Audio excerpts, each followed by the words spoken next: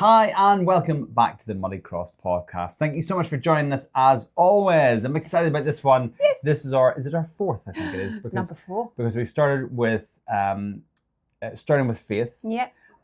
Who Jesus is was our second one, find a bit more about him. And then obviously it was relationship versus performance. So today's episode is...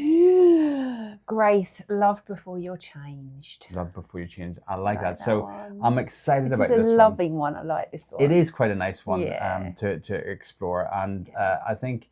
There's a lot in it. There's a lot to unpack, so we need to get going. Yeah, and well, the one thing I would say about this one before we start is I like this because the world tells us quite often, the world tells us that we've got to do something else actually before the reality. The world always says you've got to get yourself sorted out, all your ducks in a row before fill in the blank. Yeah. So you've got to get fit before you can start exercising. You've got to get educated before you can start to... The amount of people that's like, oh no, I need to get fit before I come to a fitness class. Yeah, and you're like... So it's kind of what we want to kind of explore is a bit of it, that you don't need that. That's not God, is it? No. God's not that. God is gracious and kind, and he is grace. Yeah. And he brings grace. And I think what we're going to learn about today in Luke 15, he just beautifully sums up God's heart and God's grace. Yeah, perfectly. No, absolutely. And what I really like about this is I just love the setting of this, where Jesus is sitting with the sort of the most unlikely crew, really, if you want to look at it. He's sitting with sinners. He's sitting with tax collectors. There's Pharisees on the sidelines, and goodness knows who else. And I can just picture him sitting there quite comfortably. I know. Yeah, it is, isn't it? Because really, it tells you here, or you feel here, that it's all about this lost son. Mm-hmm. But it's not. There's both sides to this. There's two sides to this. And it's incredible the way, just all these stories, but it's incredible the way God brings it in. And there's a lesson for every person reading this, from no matter what part you're from. So whether you're like a messed up sinner or whether you're an obedient, religious leader, it doesn't matter. There's a lesson in here for everybody. And I think it is directed at both. There is. And also, I mean, particularly the Pharisees sitting in this room, we'll explain a little bit more when we get into the scripture, they're chitter-chattering about him. What's he saying? It's that like, opinion and judgment, isn't it? Kind of creeping in there. And then we're kind of left with, well, why is he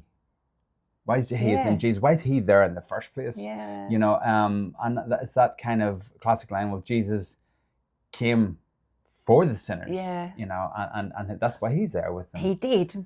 But this, and the beauty of this, is that it reveals that it's not just for the sinners. And that's where we've got to get into it. Absolutely. So should we just jump straight into this? Because go for it. We've got a little bit to read. It is, yeah. So as Judy said, this is in Luke 15, and we're talking about the Prodigal Son. So 11 to 32, isn't it, this one? It is, yeah. So setting the scene again, Jesus is sitting with the tax collectors and the Pharisees and everyone else, and he tells a number of things, but we're going to focus on the prodigal son. So, and he clears his throat.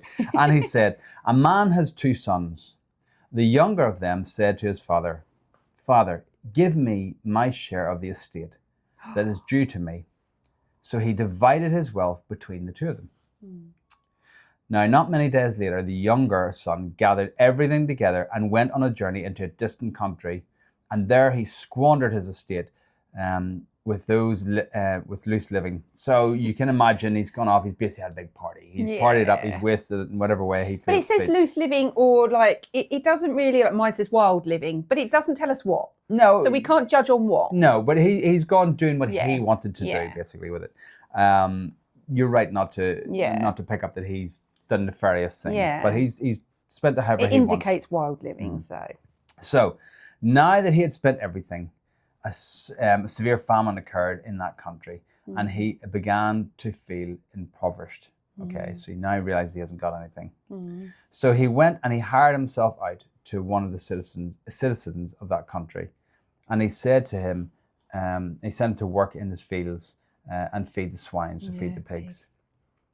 And that he would have gladly have filled his stomach with the pods that the swine were eating, and that no one was giving anything to him. So he's eating pig food. Yeah, effectively. Because he hasn't got anything. But when he came to his senses, he said, how many of my father's hired men have more than enough bread, but I am dying here with hunger. I will get up and I will go to my father, and I will say to him, Father, I have sinned against heaven and in your sight. I am no longer worthy to be called your son. Make me one of your hired men. So he got up and he came to his father. But while he was still a long way off, his father saw him and felt compassion for him, and ran and embraced him and kissed him. And the son said to him, Father, I have sinned against heaven and in your sight. I am no longer worthy to be called your son. But the father said to his slaves, Quickly, bring out the best robe and put it on him, and put a ring on his hand and sandals on his feet, and bring the fattened calf, kill it, and let us eat and celebrate. For the son of mine was dead and has come to life again. He was lost and he has been found. And they began to celebrate. Now his older son was in the field, and when he came and approached the house, he heard music and dancing. And he summoned one of the servants and began inquiring as to what things could be happening. And he said to him, Your brother has come, and your father has killed the fattened calf, because he has received him back safe and sound. But he became angry and was not willing to go in. And his father came out and began pleading with him.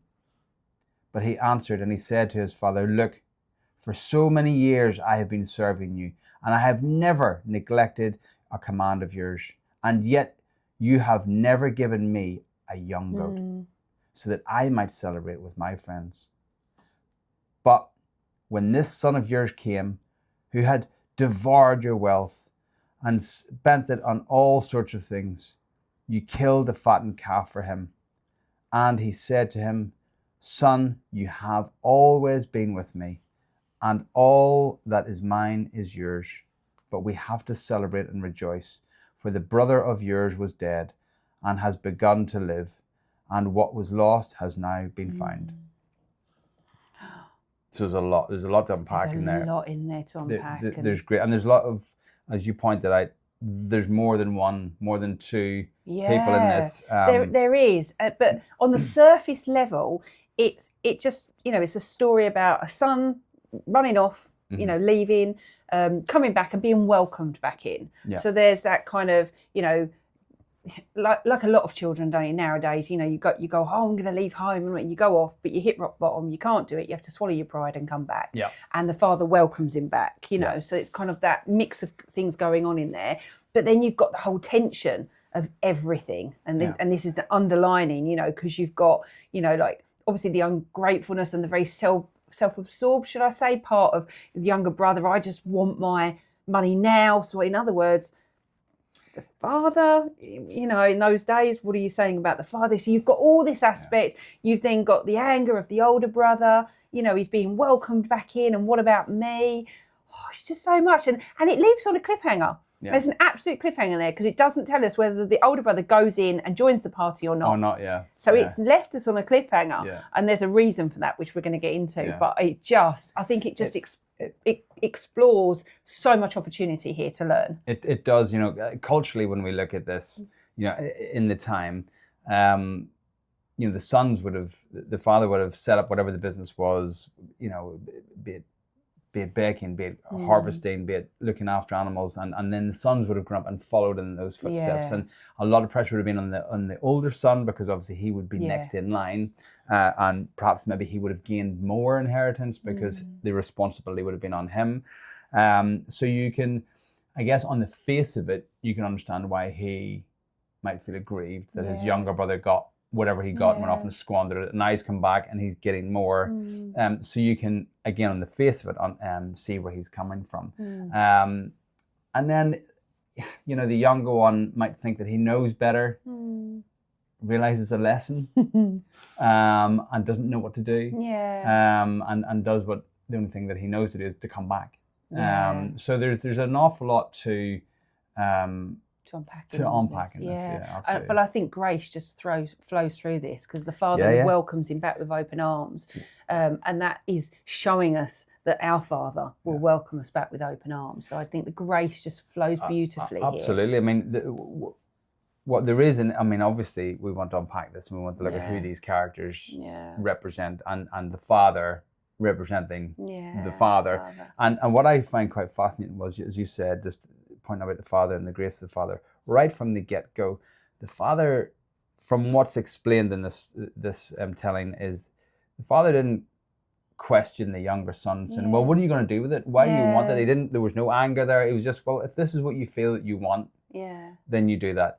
That represents free will that we have. And then that welcoming back is, I'm just glad to have you back. And there's just this calmness and this beauty and this grace. I really like that. And obviously with the younger son, like, he's gone off, and we've indicated in there, here is, we don't know what he's done with all of that. There's a bit of reckless living going on in there, wild living, it kind of says some of those things, but we know that, from the indication of the story, it's self-focused, not God-focused. So you can say instantly, he's not walking with God in that point. So it's indicating that he's like, if we represent it from the people that are being told the story. So Jesus is sitting and he's telling the story, he's sitting with sinners, but you've got the religious leaders leaning in and listening so they can hear what's being said.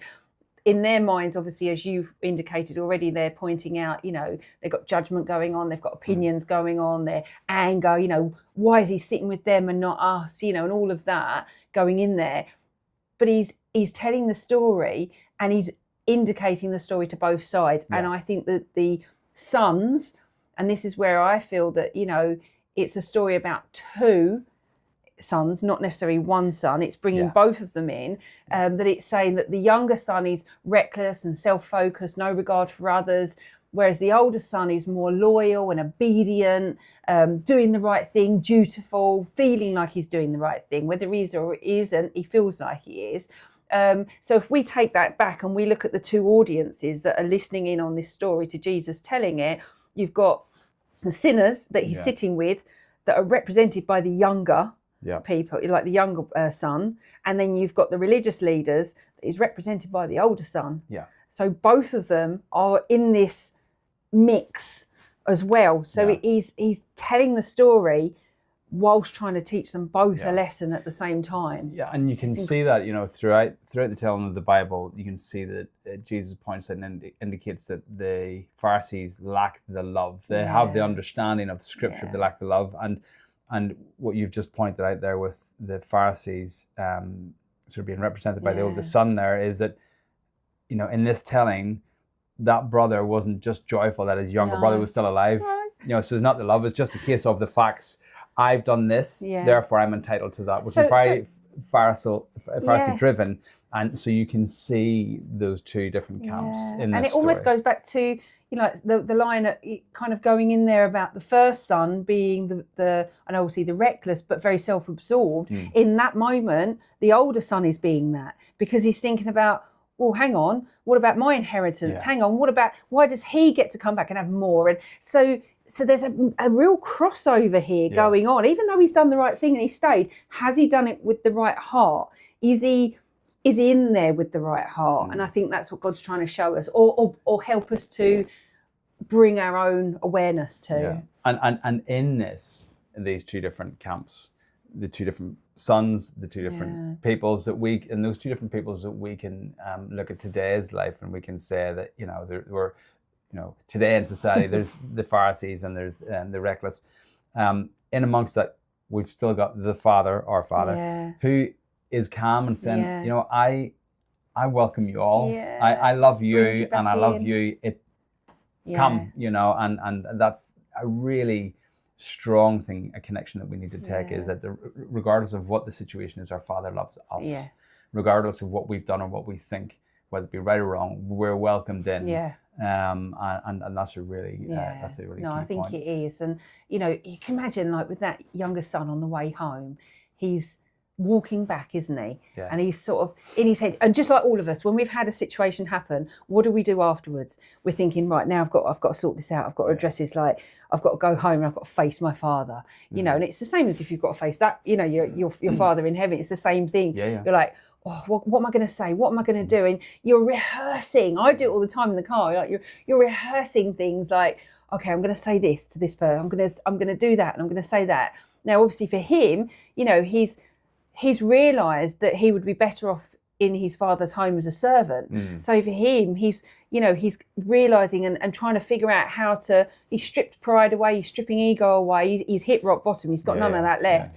So he's going back with that. Right now, how can I convince my father to take me back just as a servant, not to be called a son anymore, just to be called a servant? Like he walked away with his inheritance and his pride and his ego and very self-centered. He's coming back very humble, and I think that's the journey that God puts us on, isn't it? To bring us right the way round to that back, to show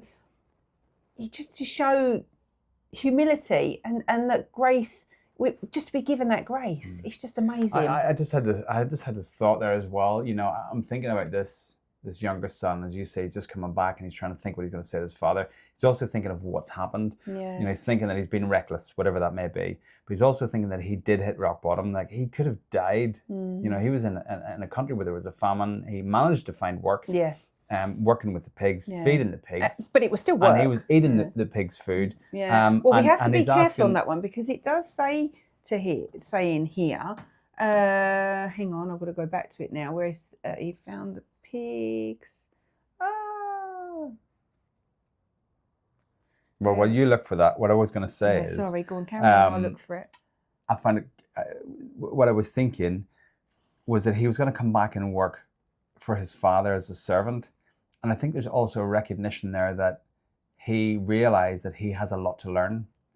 Because if he was going to come back and work as a servant for his father, he would have to take orders from his father. He'd have to take guidance from his father.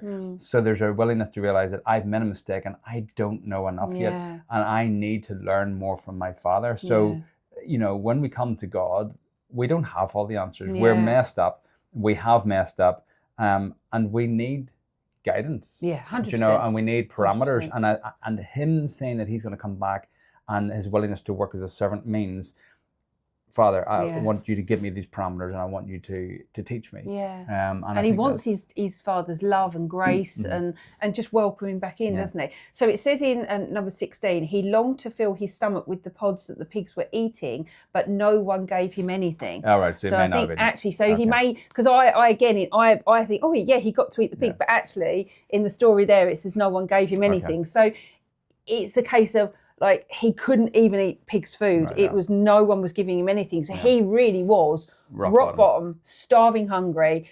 And at that point, you're on your knees at that point. Absolutely. And I think that's the real poignant part, is it's showing that he was on his knees in here.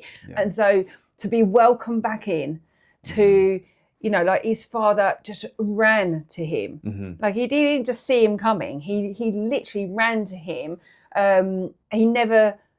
He never sort of, he's like with his father, he never stopped having that moment of hoping, did he? Yeah. And I wonder, at this time of Jesus telling this story, I wonder what the Pharisees were thinking. I wonder what they're thinking. Well, it's just cause. I mean, Well, I bet they had a lot of... he probably is going to die. He's going to come back to his father. Well, now we're going to hear what his father's going to say, because he didn't follow the rules, which is, from a Pharisee's point of view, of if you follow the rules... so they're probably, I would imagine, waiting on bated breath to hear what's going to happen next, assuming that it's going to be met, he's going to be met with a scolding or a telling off or whatever else, and unwelcoming.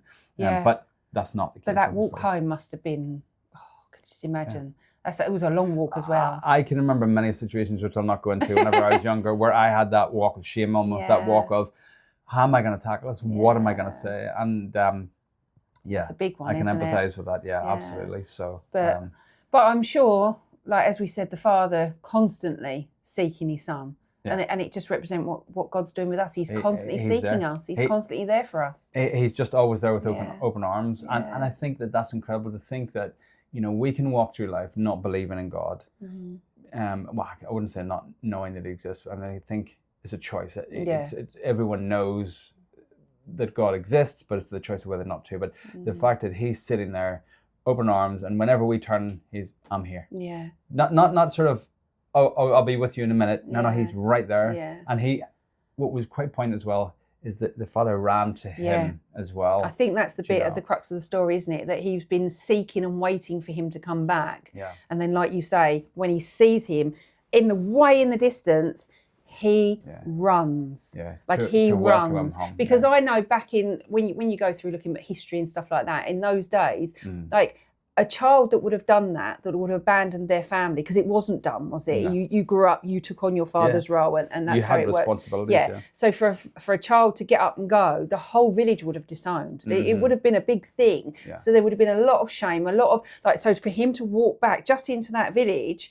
And his father would have known that. Mm-hmm. His father would have known that everyone else is going to start talking about him. There's going to be things, like you can't come back. So he ran. Yeah. And he ran to show everyone else that there was no opinion from them needed. Yeah. And I just think that's incredible, because that shows with God for us is that we don't need to be waiting and listening and looking out for other people's opinions. No. We just need to be waiting to receive his grace. Yeah. And I think that is really, really powerful. And also when you think about those, that situation that you've just described, if there were people in the village thinking, how is this going to pan out? It shows us that if we look into a situation that we should reserve judgment. We should not have judgment. And that isn't easy. As a human, no, we are designed. You're like I don't know, it just feels like it's inbuilt. Whether it was the sin at the big original, like we're born a sin, whether it's that or not, but it feels like you want to have an opinion. You want to have a judgment on something. It's a natural, almost like you feel like it's your right to have a judgment. It just comes out sometimes, or if it doesn't come out, it's in your head. Yeah. And so it's really, I think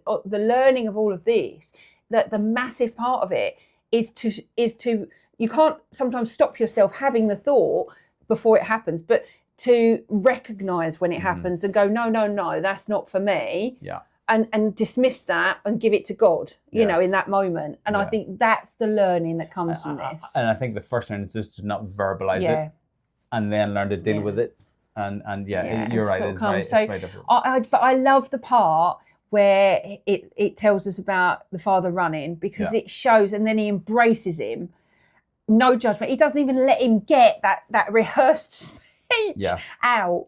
He just embraces him, and then he starts ordering, doesn't he, all of his all the people that work with him. He's like, can you get robes, can you get sandals, can you like you say, can you put on a feast, can we have a party? Like, he's celebrating his son's coming home. And I know, that must, that father, how humble a man is he, and how graceful. So he is representing that grace and love that we're going to be welcomed in, and there's a party waiting for us. And regardless of what we have done, and you hear so many stories of people coming to God and coming from, as we would deem it, horrible backgrounds, from murderers to all sorts of convictions, and God welcomes them in. And that's quite... But I think the reason why this works and why the story is ultimately called The Prodigal Son is because it's showing that it works, because he's been broken down to nothing, and because of that his heart is changed, and he comes back with a different heart to when he left, and that's what God wants for us. He doesn't want to break us down to nothing, don't get me wrong, but he wants us to come with that heart. He wants us to have the right heart, and the heart in the son at that point, he didn't need to speak it, because his father knew his heart. Yeah. He's come back. That takes a lot to come back, like the character of him at that point, to come back and know that he's coming back as a servant. So all of that has been stripped away. The father recognised that, and he didn't need to say it. And that's the grace that he's given him, is that I welcome you back. And that's why he ordered the party. That's why, because if he'd have come back with the same thought of, no, I'm coming back and I want more, it wouldn't have been that. I think that's why, a lot of these tellings are when people are broken down. And I think if you look at it logically, in my life, if things are going well, if I'm earning enough money and I'm going on all the holidays and I'm buying all the things that I want to buy and I'm listening to all the things I want to listen to and I'm doing all the things that I want to do, why would I not continue in that vein? Because I'm doing all the things that are right in my head and things that I want to do. Yeah. Now, what happens is when those things start to fall away and I realize that I'm not in control and I don't have those things, that's when I start to question. I have no need to question before that because I'm simply doing what I want. But now things are starting to fall away. And situations outside of my control, i.e. there's a famine in the country, not out of my control, but it affects me. Yeah. And now I'm realizing I have a problem here. And I realized I probably shouldn't have done all that. I probably shouldn't have squandered all that. I probably should be thinking more. And now you start to think, now you start to rationale, but all the time you're heading down, he was heading down, and he got to the point of rock bottom. Yeah. And that's why I think a lot of these tellings in the Bible follow this suit, because even in our own lives we do that. Why would we come to God whenever we're doing what we want to do, because everything's going right? We've no need to question it, generally speaking. This is until things start to fall apart, and that's the only time that we start to question. And I think that all comes back to that foundation, doesn't it? What are you building your foundation on? Exactly, because it's not everybody. You can be successful, you can be going on holidays, you can be buying the things that you want to buy, but if you're built on a good foundation, you're also bringing other people with you. You're also using your wealth or your knowledge or your time with wisdom and helping other people. So absolutely, it definitely does on the bedrock you're building it. If you're building it in conjunction with a relationship with God, then that's amazing, because that's a firm foundation, and that's what we sing about. Absolutely. So it kind of brings it in. So on the other, we spoke a lot about the prodigal son, the younger son. We also then have to address the other son, because there's two sons in this. We've got the elder son, and who felt quite aggrieved, and again, on the face of it, you can understand that he was probably annoyed that his younger brother left, because now that meant that he probably had more work to do. He had to carry the slack. And for this time, it's not really said how long it is. For this time, he's been busting it to do all this work and feels entitled because he's proved himself time and time human again. Nature, entitlement. And now it's a case he's come back, and it's a case of, why has he got more than I've got? In fact, I didn't even get like a goat. I didn't even get a goat. I didn't get a goat, and you give him the fattened calf. Do you know? So there's a lot of, I'm entitled to this because I've done it. And so the story makes you feel like the son that stayed at home is the good, right one, because he's done the dutiful thing. But where's his heart in this? This is what this is bringing up now, what you're identifying now by those little statements of, I didn't even get a goat. He's getting that. There is indicating to us that he stayed out of duty, not out of heart. And it's what we've said in previous episodes as well, is when you're doing something, where is your heart at in that moment? Are you doing this with and for God? With and in connection with, or are you doing it because you feel you have to, thing. Out of guilt or out of whatever. And this is, I'm saying this maybe in a tone, I don't mean to condemn. This is very much a self-lesson, by the way. I don't mean to condemn the older son here, because I can look back and I can see the times in my life when I've done a similar thing. And it's there's lessons to be learned from both here. I think there is massive lessons, and I think and I think we oscillate, don't we, between the characters, really. Like sometimes we can be the older son, sometimes we can be the younger son. Like there's moments in our lives, like I didn't come to God until recently. You've been with God and then walked away and come back. So again, a little bit like the prodigal son, like you've had that journey where you were with him and squandered, and then you squandered. You went away. But I can appreciate where he's coming from, because he's come out from a day's work and he's hearing all this music and this jolliness and probably smelling the food and stuff. And again, it is, you said, like, where's your heart with it? Rather than ask the question of what's going on and then trying to self-assess that and thinking, oh, my younger brother's back. Probably not fair that he's doing all this, but he is back. And he's alive, because they didn't know where he was. It's not like you had a mobile phone back then and you can just tell him. You can jostle both of those things. And I think, I'm also thinking now, if I jostle both of those things, I could take my dad aside and say, Dad, I am so pleased that my little brother's back. But I'm a wee bit gutted as well, because I've been working really hard. I'm saying this from the point of view of, we can come to God and explain our situation. And the teaching that is that we should try and also look at our heart as well. And if we're looking at our heart and we still feel injustice, we can still bring that to God, our Father, and ask, Father, why is this the case? But we need to have our heart positioned right to then hear what's going to come back. And that's where the learning comes And I think from. That's where the intentional ending is as well in there. Like he's left on a cliffhanger, and it's not the prodigal son. It's not the one that went off and squandered and come back that's left on the cliffhanger. it's the one that remained. It's what we call the faithful good one. Yeah. He's the one left on the cliffhanger of, are you coming into the party or not? Your inheritance is here. And I think it's you coming in? Jesus has told this, and he's very deliberately done it because it's our choice. It comes back to our free will. Yeah. It was the younger brother's free will to turn around and go off in the first place, but it's our free will to receive that brother back. Yeah. And I think he left it there because those people around Jesus at the table, those tax collectors, sinners and prostitutes and the Pharisees, it was a case of, now, where do you put yourself? What would you do?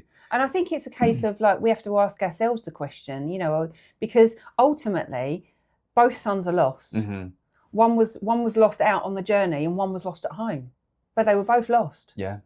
And so, so the parable of the lost son, it's both sons were lost. Yeah. And I think we then have to ask our question, are we lost on the journey or are we lost at home? Yeah. Where are we? Are we not walking with God fully yet or even at all, and we need to be embraced and come home? Or are we walking with God, but our heart's not in the right place? Yeah. And therefore, we might be in church, but we might be judging people when they're walking in, or we might be putting opinions in where they're not needed, or, like just having those thoughts that we shouldn't be having. But by going into these parables, it's allowing us to have that heart check. Yeah. It's allowing us to come in and go, am I lost? Or am I walking with God with the right heart? Wherever my journey is, whatever part of my journey is. And I think that's where this parable is incredible, because it opens up for every side. It does. And kind of what it's speaking to me is that seek relationship first, and the change will come. The younger son came, the tail between his legs, saying, Father, I need you. I'm really sorry. Even as a servant, I need you. Yeah. I want relationship. And knowing there's a lot I've learned. Yeah. There's a lot I'm going to learn. And the older son as well should really be thinking, I'm really annoyed, but I'm so pleased you're back. And as we speak about this over the next few days, my initial thoughts are going to soften, and I can now understand that actually I'm just so pleased you're back. Yeah. So it really, the lesson, I guess, for me is seek relationship, and through that relationship, change will happen.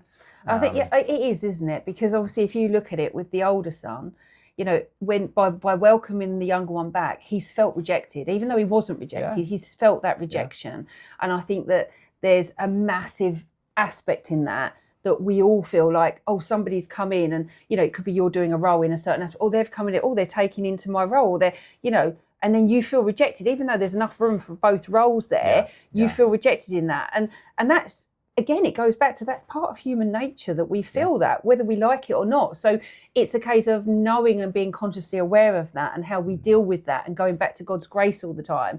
Like Proverbs 3.5, lean not on your own understanding, but kind of trusting in his. And so him choosing the younger son when he come back doesn't mean that he's rejecting the older one. Love is unlimited. Yeah. And I think that's the incredible thing. Everyone is invited, everyone is in. And I've got a couple of scriptures that kind of just back into that quite nicely. So I'm just going to, if you allow my grace to read these.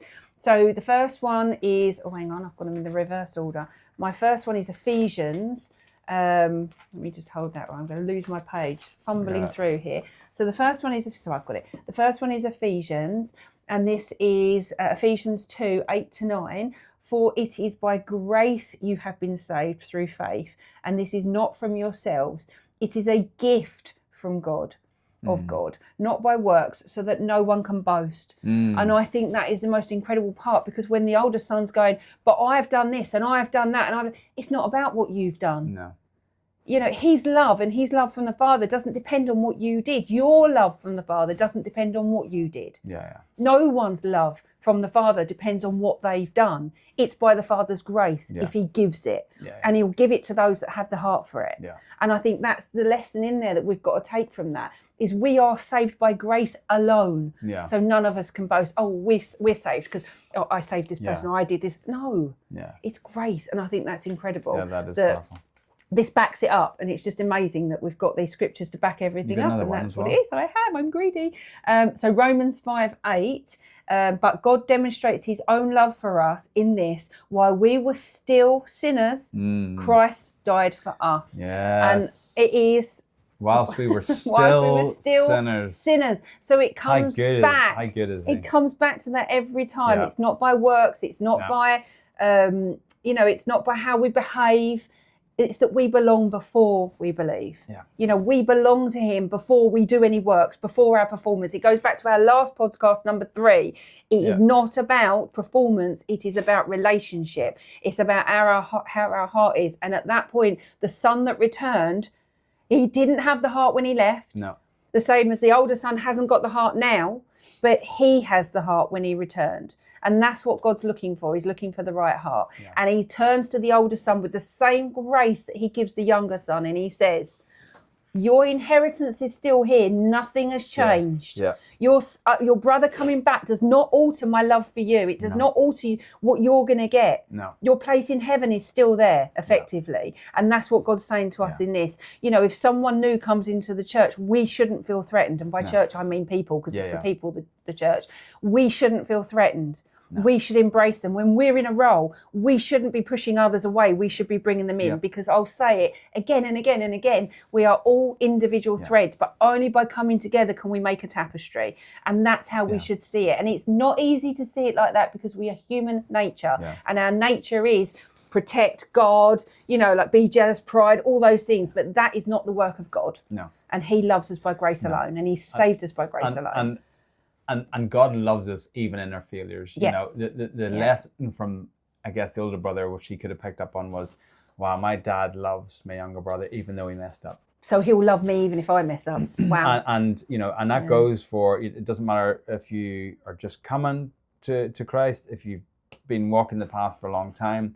We're going to mess up. Yeah, We've messed up. Yeah. We will continue to mess up, and we'll probably mess up more. Yeah. And it doesn't matter. God still loves us. And that's not an excuse. I was just about to say, to mess up and to sin. I'm not saying because that. Because one of the sayings that we have, don't we? Like I kind of say it a lot, is you can't do better till you know better. Yeah. But once you know better, you have to do better. And that, I'm telling myself this, you have to do better. And sometimes I'll sit there and I go, I want to do that, but I know I shouldn't do that. So again, it's not, we're not saying once you're saved, that's it, you can go out and party and do what you want. But again, it's having that heart. But it's showing how good God is, that even in our mistakes, God loves us.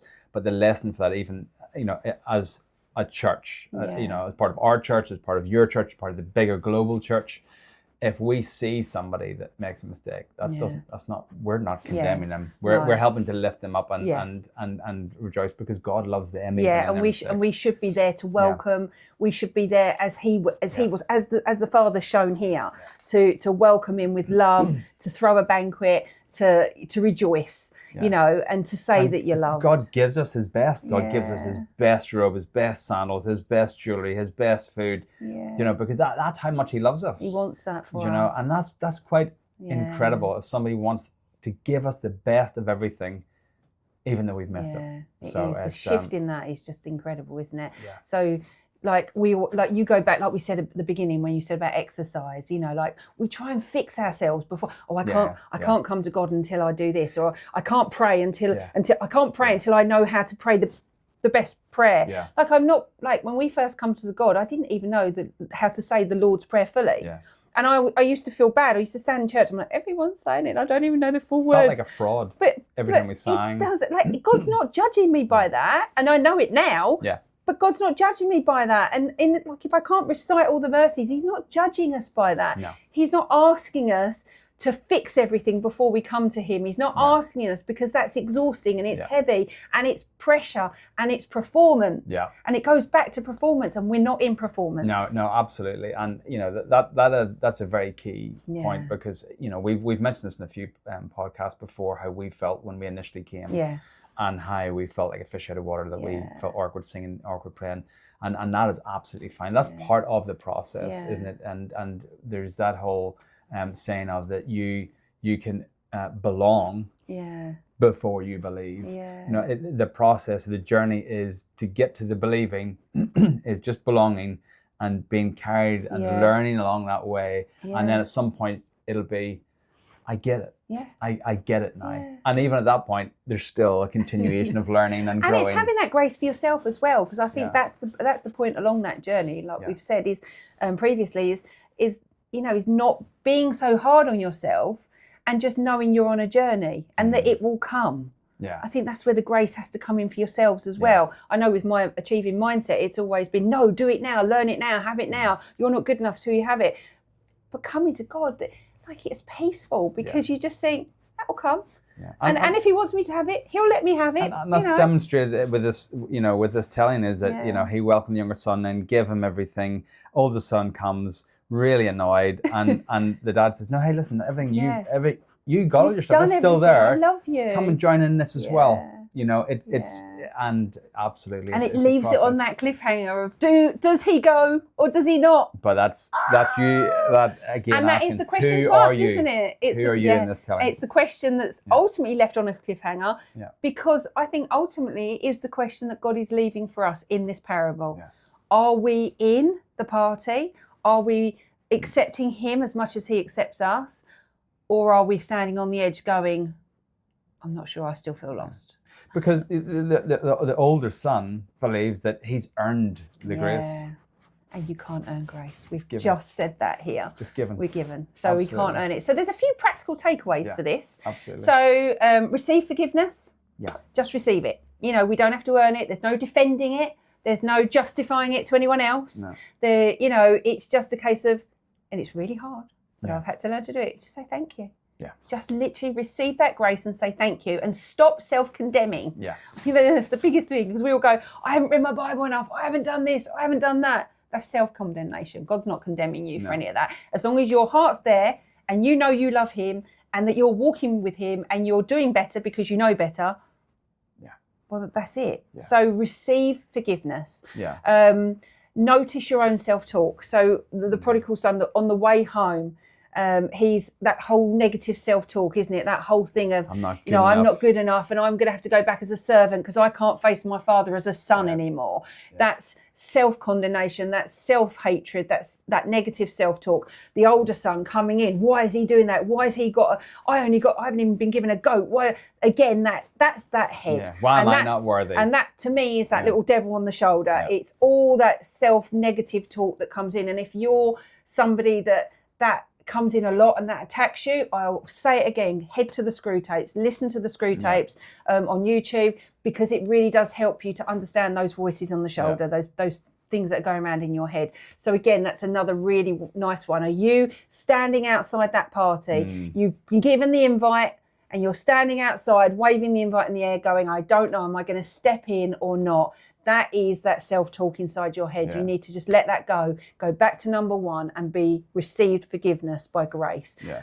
And then the last one is extend grace. Yeah. So you've been given grace, you've been welcomed in. We need to then now, if we're in that party and we've said wholeheartedly, we know we're forgiven, we've accepted it by grace, we then need to be extending that grace out to other people as they are received in. Yeah, no, absolutely. And, with grace, it's like with anything, it's like just with general goodness on your walk with God, the more you do these things, the more contagious, the more habitual it becomes. Yeah. So the more that you'll extend these things to others. But it's a process. It is a process. This is the thing. Yeah. Don't be hard on yourself. Yeah. And we all walk that process at different times. We're not here competing with anybody else, are we? No. So start receiving.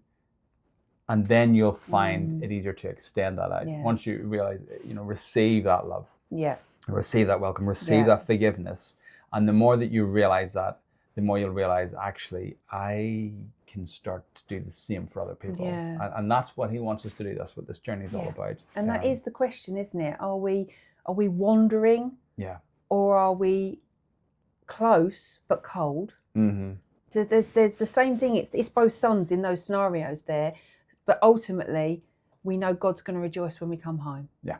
And I think that's where we need to cling on to, is that he's not got anything but love and grace for us. But it's that free will of whether or not we want to accept it. Because like the Pharisees, and the eldest son, they're more than welcome to come into the party. Yeah. God would love nothing more But it's their choice. It is their choice. But I think that's the nicest part about it, though, because I wouldn't want my boys to love me because they have to love me, because they're forced to love me. Like if every day they woke up and they think, oh, I've got to love mum today, like that's awful. Where's the point in that? But if they wake up every day and they think, I choose to love my mum today, and my dad, obviously, but I choose to love my parents today, like that hits the heart.